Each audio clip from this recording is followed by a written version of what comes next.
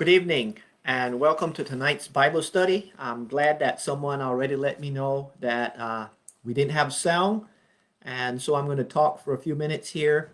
Hopefully, Pam, if you log in, let me know if you have sound now. I changed a few things.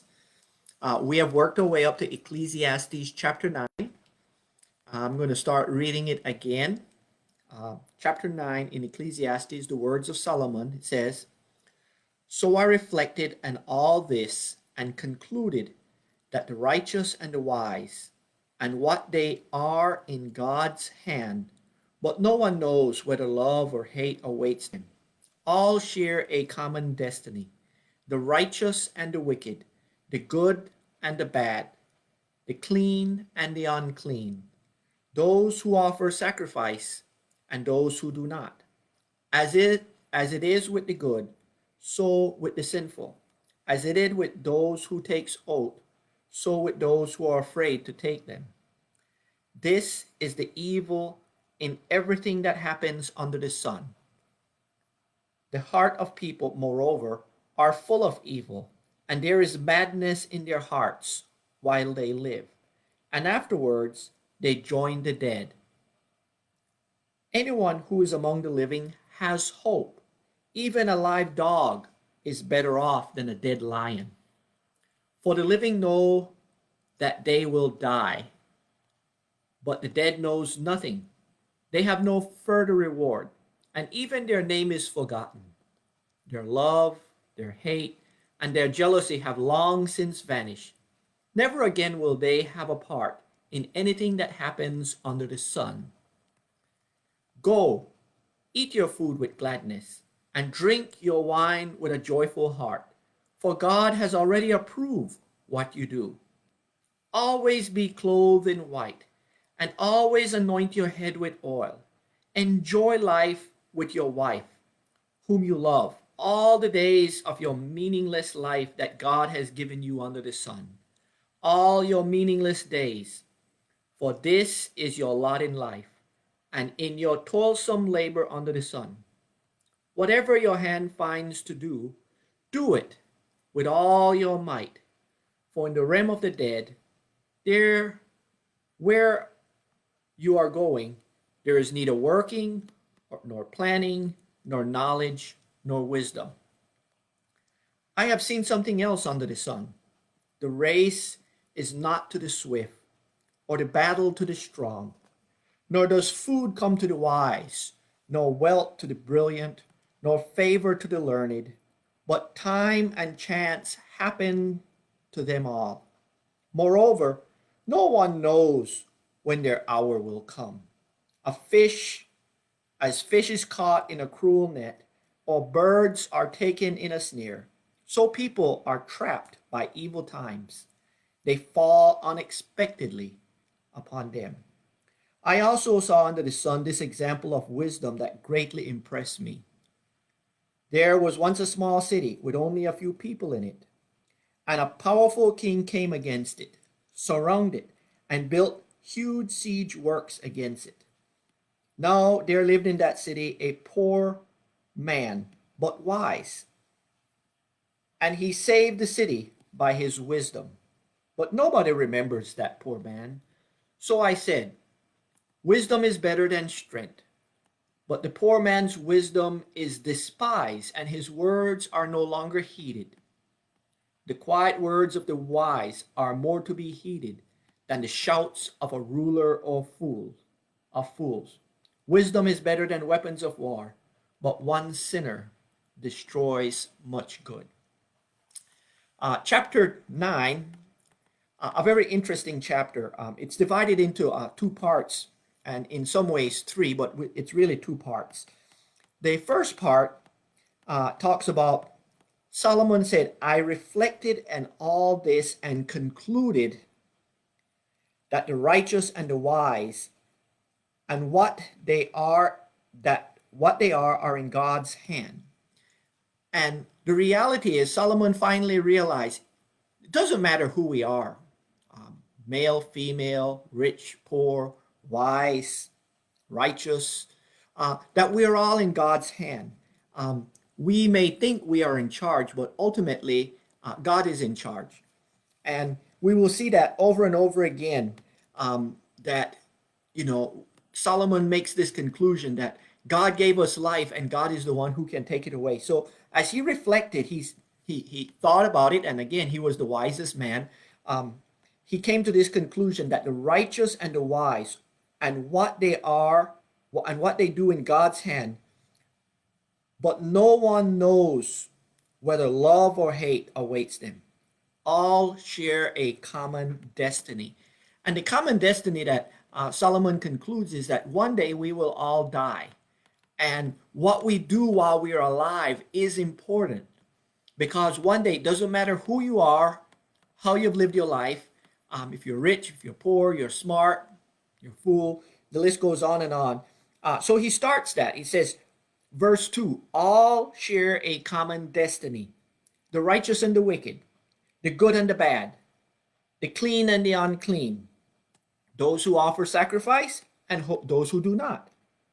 As it is with the good, so with the sinful. As it was those who take oath, so with those who are afraid to take them.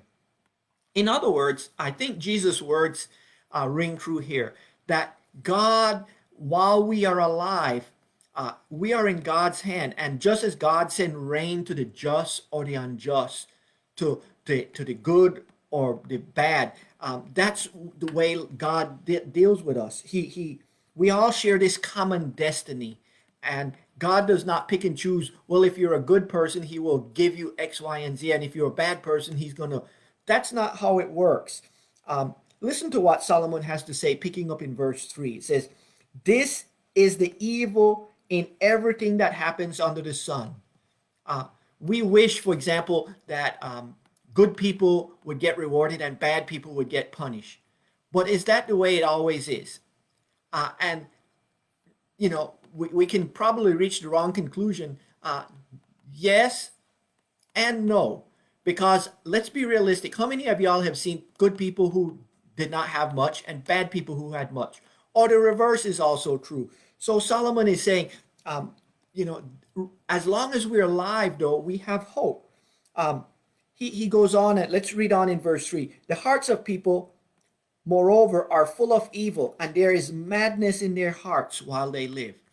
And we talked about this last week, is as human beings, as long as we're alive, without God and without repentance, the reality is we are bent by our very nature towards sin, and we are sinful.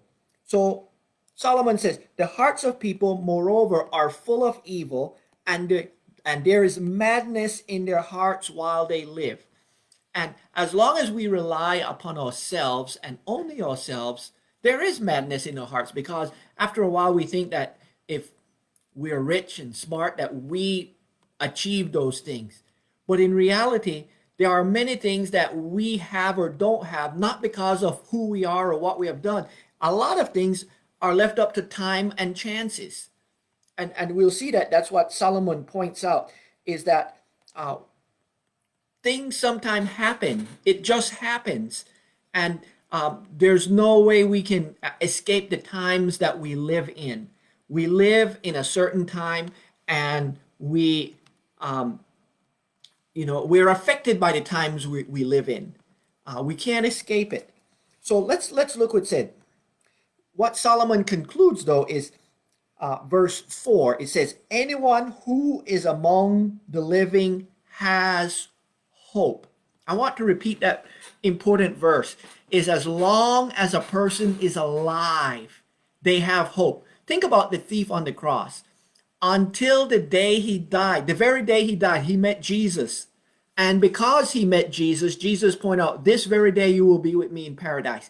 So as long as a person is alive, even though we're sinners by nature, even though we are bent towards sin, and in our hearts we go towards the madness of evil, as long as we're alive, we have what? Hope. We have hope that we can repent and turn to God. And so anyone who is among the living has hope.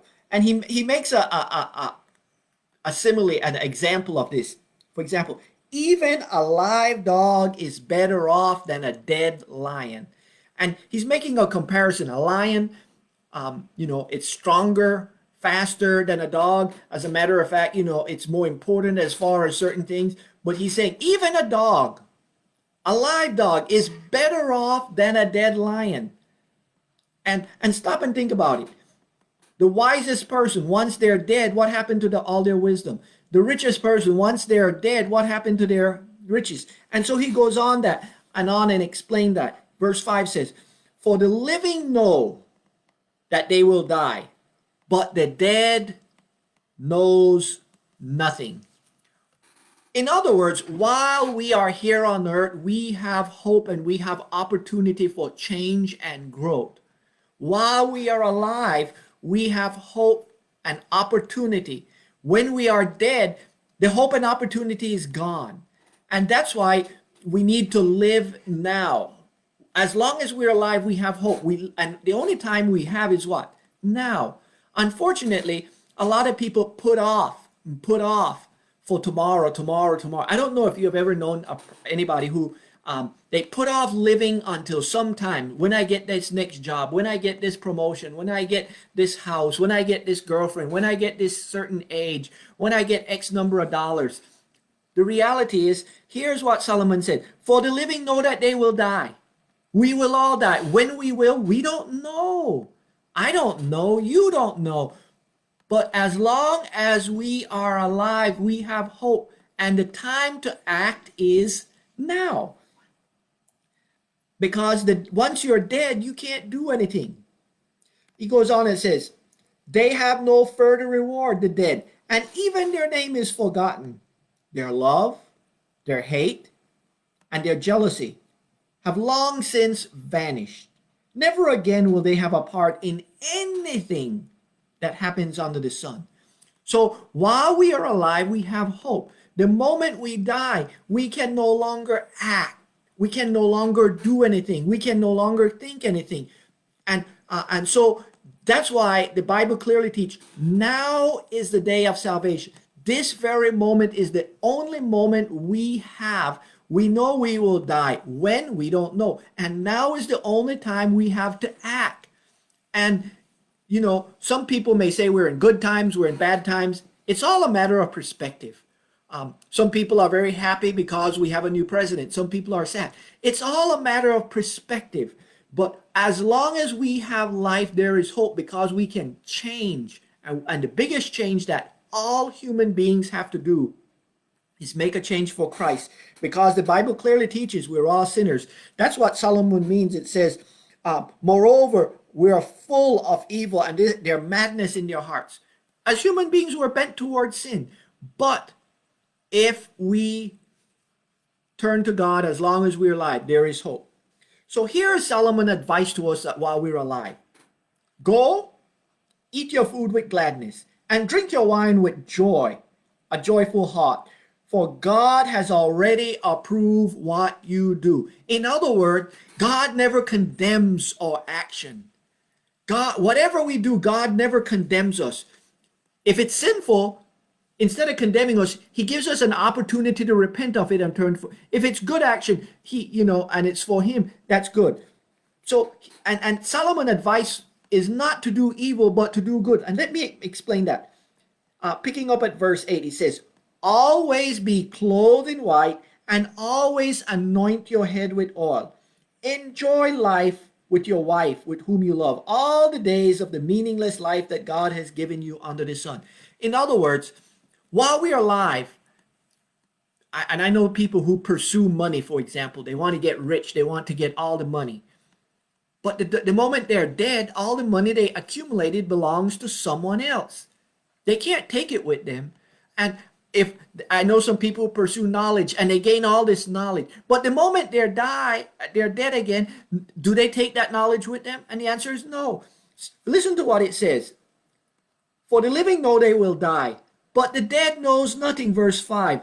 They have no further reward. They have no further reward. There's nothing that we can take from this life to the life after. And that's what Jesus said. What is it to gain the whole world and lose your soul? The reality is, some people are barking up the wrong tree. They're trying to climb the ladder of success. They're trying to earn money and prestige, and they do it in all sorts of ways. And the reality is, because we're mortal and because we're bent towards sin, the only answer is to make sure that we, like the thief, while we're alive, turn to God and ask for forgiveness and receive. And while we're alive, we might as well enjoy our lives, but it's a life that should be lived for the good. And that is seen in verse 8. It says, always be clothed in what? In white. In other words, always do the right thing. Do white symbolize purity. White symbolizing what is right and seen in the day. He goes on and says, always have your head anointed with oil. And the priests and the king's head were anointed with oil because they were dedicated to God. And so Solomon's advice for us is live as people of light, dressed white, put oil on our head. Don't do what is wrong. Enjoy our lives. Life is meant to be lived. Isn't what that Jesus said? I have come that you may have life and life abundantly. Live your life the best you can. He says, go out and eat with gladness. Drink your wine with joy. Enjoy your family, your wife, your kids, etc. Do all this because ultimately God will call you one day to judgment. And your life, what you accumulate, what you success or failures, your jealousy, your hate, your anger, your love, all those things will be worthless. Your life in reality will be weighed by God, not by man. And so he says, whatever your hands, a very important verse, verse 10, it says, whatever your hand find to do, do it with all your might. For in the realm of the dead, where you are going, there is neither work, nor planning, nor knowledge, nor wisdom. What great advice. While we are alive and have the opportunity, whatever we find ourselves doing, do it to our best. Unfortunately, far too many people don't do their best. As a matter of fact, most workers in our society, do half work. Sometimes they don't even do that much. They just show up and they waste a lot of time and stuff. But as Christians, we are supposed to live life to our fullest. And so whatever we find our hands to do it to the best. Do the right thing in the right way. Put the oil on your head. Live a good Christian life. Because, we don't know when we will die. Unfortunately, that work ethic of doing what we can while we're alive. Here's the thing. None of us is promised tomorrow. We only have today. And we should live our life today to the fullest. Some people, on the other hand, live in the past. Live in the past. We can't live in the past. The past is long gone. So whatever we find doing right now, I have done a lot of things in the past, good things, bad things, but the past is the past. It's gone. It's done. So whatever we find ourselves doing right now, we should do with all our might. When I was a chaplain, I did chaplaincy with all my might. Now I'm a pastor, I'm doing pastoring with all my life. As a husband, I'm enjoying life. I'm living life to the fullest with my wife, enjoying my kids, and I look forward to the future. But the future may not come. So enjoy life now. And some of us may say, oh, the times are bad. Well, here's Solomon's advice for us. Verse 11, it says, I have seen something else under the sun. The race is not to the swift, or the battle to the strong, nor does food come to the wise, nor wealth to the brilliant, nor favor to the learned. But time and chance happen to all of them. In reality, tomorrow, like last year, look at what happened. A year and a week ago, 2 weeks ago, COVID-19, we had to shut down. Chance and time. We don't know what will happen. Last year, COVID happened, and chance and times affected my life, your life as church members, affected all of our lives. And there's not much we could have done about it. Some of us got angry. Well, getting angry about COVID, getting upset about it does no good. And so it says, moreover, verse 12, no one knows when their hour will come. As fish are caught in a cruel net, or birds are taken in a snare, so people are trapped by evil times that fall unexpectedly upon them.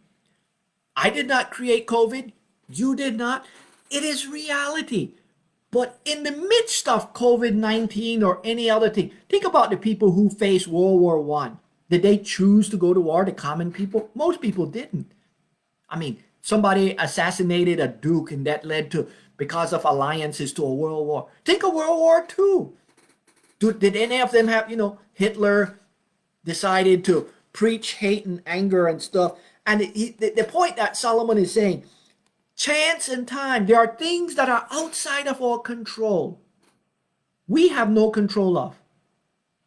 We should own the things we have control over: our day, how we respond, our feelings, dealing with our families, doing the best we can with what we have. We should do that. But just as fish is caught by a cruel net, just as birds are taken in a snare, so we are trapped. COVID happened. It happened. The question is, how do we respond to it? We can either react or we can respond. And so Solomon is saying, the wise thing to do, instead of reacting negative and stuff, realize whatever happens, we need to realize that ultimately, who's in charge? God is. So look at what Solomon continues in verse 13. I also saw under the sun the example of wisdom that greatly impressed me. I saw the example of wisdom that greatly impressed me. There was once a small city with only a few people in it. And a powerful king came against it, surrounded it, and built a huge siege works against it. Now there lived in that city a poor man, but wise. And he saved the city by his wisdom. In other words, Solomon is saying, wisdom is more important than anything else. He goes on and puts up, but he also points out, doesn't matter if you're wise or stupid or not, but nobody remembers that poor man. So I said, wisdom is better than strength, but the poor man's wisdom is despised and his words are no longer heeded. Unfortunately, as soon as a wise person dies, people forget about them. They don't continue their wisdom on. They don't learn. In other words, we don't learn from history. We don't learn from our mistakes sometimes. As a matter of fact, we so often repeat them over and over again. But Solomon points out that wisdom is what?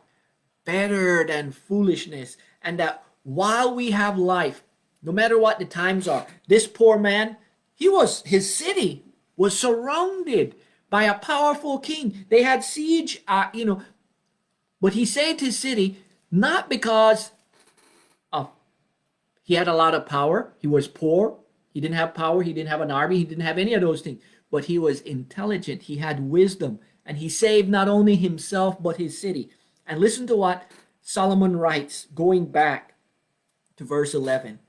I have seen something else under the sun. The race is not to the swift, or the battle to the strong. The race is not to the swift, or the battle to the strong. Nor does food come to the wise, nor wealth to the brilliant, nor favor to the learned, but time and chance happen to them all. This wise man, he was poor, but when problems came, he rose to the occasion and responded. A lot of people that were foolish probably ran and hid under their beds, but he talked to them and he saved his city. So here is what Solomon advised for us. Verse 17. The quiet words of the wise are more to be heeded than the shouts of a ruler of fools. I want to repeat that. The quiet words of the wise are more to be heeded than the shouts of a ruler of fools. Wisdom is better than weapons of war, but one sinner destroys much good. Unfortunately, that is so true. Sometimes the wise one, they are quietly trying to lead and explaining things and calming people down, and instead of reacting. And let's be realistic. Right now we live in a very reactive society. You know, we see something on the news and we react and we react, and we have riots and we have problems. We hear things, and I mean, there are so many reactions. But the quiet words of the wise are to be what? Heeded. We should listen to wise words, to prudent decision. Um, Unfortunately, the people who get listened to are those who are loud and verbose and shout and are out there with the riots and the problems. And as Christians, we don't follow the crowd, we follow God. We need to follow wisdom's way. For wisdom is better than weapons of war. Just like that poor wise man saved his city, the way we're going to save all our lives and our nation and the world is by being wise. And the best wisdom is to follow and trust God. I hope you enjoyed tonight's study. Next week, we will do chapter 10 on Wednesday. Next week, Thursday, I will do a lesson on Maundy Thursday, explain the history and practice of Maundy Thursday. So chapter 10 on Wednesday of Ecclesiastes. Then we'll do Maundy Thursday. So I'll be 2 days here on Facebook Live. And then on Good Friday, we will have a service at Ottertail United Methodist Church this year. Last year we did the service at Richville, so this year we will do it at Ottertail. And this service is open to all, both Ottertail and Richville, but it will be at Ottertail next Friday at 5 o'clock. So 5 o'clock next Wednesday, Bible study, 5 o'clock Thursday for Maundy Thursday, 5 o'clock Friday for Good Friday service at Ottertail. Hope to see y'all next week. Thank y'all, and thanks Pam for letting me know that at first she could not hear.